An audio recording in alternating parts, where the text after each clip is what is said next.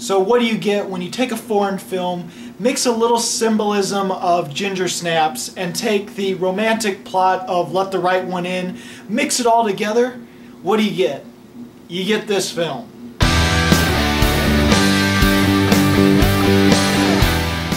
First and foremost, I have to say that this is a Danish film, so it's a foreign film, and the version I saw was all subtitles. I do not know if there's a dubbed version out there, but if you do not like foreign films, you don't like to read subtitles, then this is a film not for you. This film is set in a small fishing village where a young woman lives with her father and her mother her mother is wheelchair bound. She's comatose. She's not really all there. She gets these shots every so often. She's got some sort of disease, but the girl does not know what's wrong with her mother. Life is pretty average for her except for her odd mother, but she's starting to get rashes. She's starting to have some really strange changes in her body.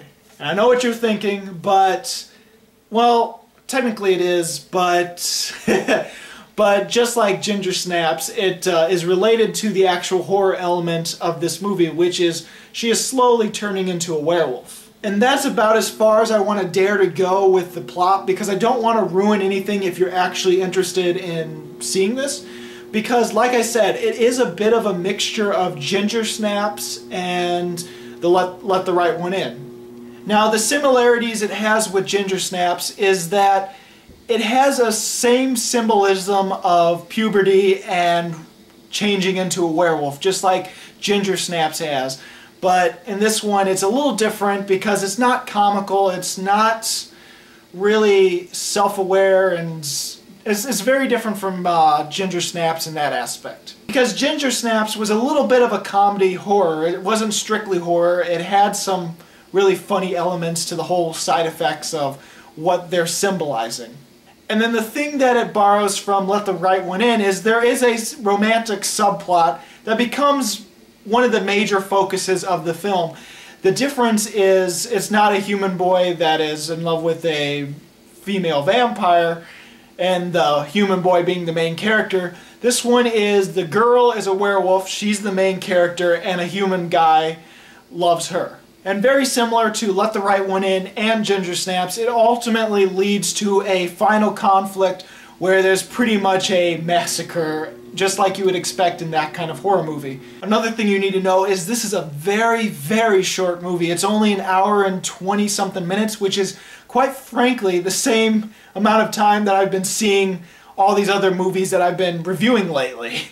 It's very short, very to the point, and I think that has to deal with its style. It's a very minimalistic style. You only see what you need to see in order to understand the story. Everything eventually comes into play and everything works for the better of the story, but ultimately you don't get a lot of detail, you don't get a lot of backstory, which is fine for some people, but it lacked it to a point where I wish there was a little bit more of the family life, of how everyone sees her, because there's some really interesting stuff in it that unfortunately is left too much to speculation. And rather than straight up horror, this is very unconventional, so if you want conventional horror, you're looking at the wrong place. It honestly starts mainly as a mystery as she's trying to discover what's going on with her, what's wrong with her mother, and why everyone seems to fear her or act strangely to her. She's in a new workplace and she has to work because it's a fishing village, so the main source of business is dealing with all this fish that they catch. And so she works by cutting fish and all that kind of stuff. And she's really getting hazed a lot by some of the male workers in the business. And so that's another little thing that it borrows from Let the Right One In, is that our main character is getting bullied. And in this one, it's a hazing towards the girl that's eventually going to turn into a werewolf. I don't want to get too much into detail with spoilers because there's a lot that I could say that would spoil the thing. It's only an hour and 24 minutes, so saying too much could spoil the entire thing, but There's some aspect that I wish would have been delved deeper into in this movie, and the aspect is that it seems like everyone else in town seems to know a lot more than she does with her own condition and with her mother's condition. I think one of the things about When Animals Dream is that a lot of people are going to see this and they're going to think that it's not scary at all. And quite frankly, I wasn't fearful at all throughout this whole movie. And if it wasn't for the fact that I looked up this movie, I probably wouldn't have figured out that she was turning into a werewolf, because in the whole movie they don't even mention werewolf, I don't think. Her final look at the end, yeah, I can definitely see it as a werewolf once I heard it was about a werewolf. But if I didn't go into this movie knowing that it was about her slowly turning into a werewolf, I would have been questioning it pretty much the entire time. And that lies in the fact that the transformation is very slow, and then when you finally see the final transformation, it's more like a Wolfman sort of transformation rather than a big hulking beast like you would expect in modern werewolf movies. Again, it's very minimalistic. In fact, I think a lot of people that are going to see this might think that it is bland and boring. And that's because not a lot of horror and not a lot of things go on in this movie. It's more of a mystery, and it's a very slow build. Even though it's only about 15 minutes into the movie where it feels like it's starting to become a horror movie, because she's dreaming about killing and she's dreaming about herself with blood all over her mouth.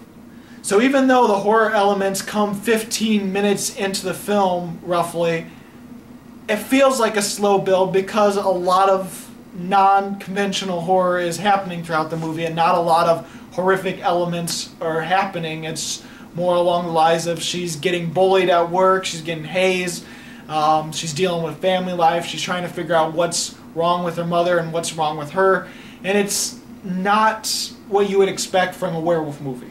In the end, I really enjoyed this. I had a fun time. I was always invested in the story. I just wish there was a little bit more detail, a little bit more backstory, a little bit more characterization, because it is very minimalistic, and I'm sure a lot of people will speculate and be able to come up with their own conclusions rather nicely. It's not as definitive to me as I wish it would have been.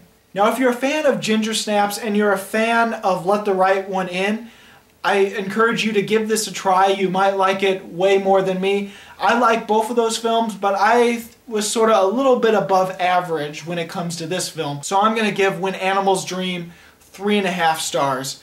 Honestly, it probably would have been more of a 3 if it wasn't for the last 15 minutes of the film. So have you seen When Animals Dream? Go ahead and comment. If you haven't, what is your favorite werewolf movie?